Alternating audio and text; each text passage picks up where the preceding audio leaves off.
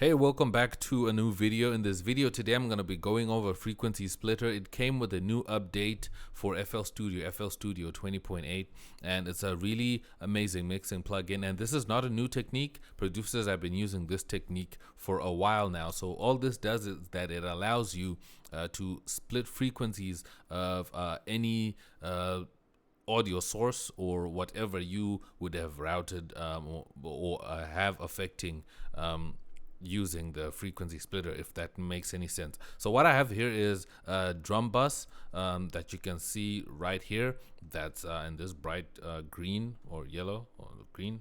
Okay, I think it's green. Yeah, so I'm gonna add it here, and if I add a frequency splitter here, I can play it, and you can actually see the frequencies that are selected here. So what you have here is you have three frequencies. You have the lows over here, and you have the mids, and you have the highs, and you can actually select where to cross over. So you can select which frequencies can be your lows like that, and you can select which ones are going to be affected by the highs here, and you can change your slope. I can change it like that and make it real nice and narrow, and you also have linear phase, but that's not really important right now. And you can change your bands. If you want to maybe do like 2 bands, you can do that, and you can just have 2 simple bands, but I'm gonna keep it to 3 for this instance, and I'm just gonna bring this back. And what I love about this plugin that's really beneficial for me is that you can actually send these frequencies to other mixer tracks. So I've already set up mixer tracks here. You can see I have low, mid, and high. And how you do this is very simple, so I need you to pay attention here because it's a little bit tricky.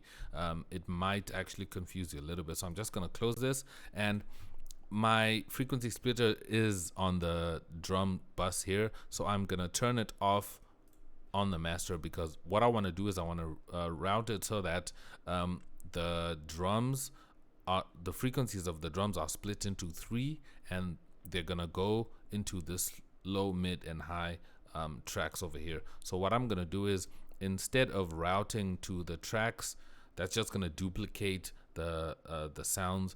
I'm gonna side chain. So I'm gonna say side chain to this track, and then it's gonna side chain that one, and I'm gonna side chain again to that track, and do the same to the last track. So now if I go back to my frequency splitter and I come here to where you have these 3 dots, I can now select my low, and I can select my mid, and I can select my high. And if I play it back, now you've got something happening here.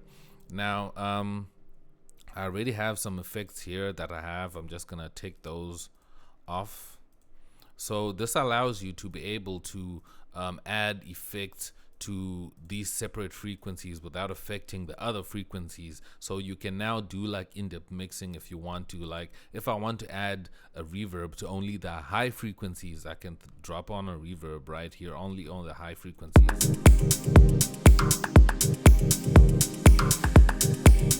And this doesn't affect the mid frequencies or the low frequencies, so that's a pretty good thing. If I want to add some distortion to just the lows, I can actually do that. I can add maybe a fast dist, and it's only gonna affect only my low frequencies and not affect the mids and the highs. So I think that's very useful. And if I also maybe want to add like a magic switch and just add a little bit of more stereo width to my mids of this sound, I can do that without affecting my highs and my lows.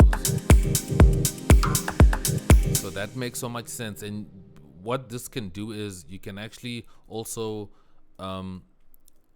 like tell it increase how much input you're sending to the sends by using these switches here. So if I want to add a little bit more mid range and a little bit more lows, I can do that.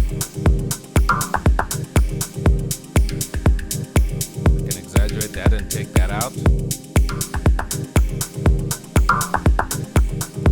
Lower the highs.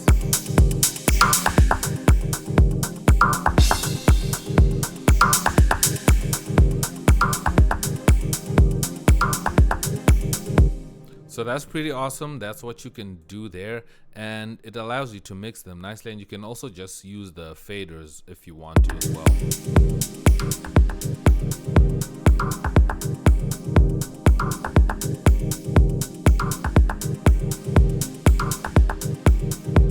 Right there. So that's what you can do with frequency splitter. So it opens up a lot of other things that you can do with frequency splitter. If you have any other different way that you are using frequency splitter, let me know down below in the comments. But this is just a breakdown of how you can really use this plugin.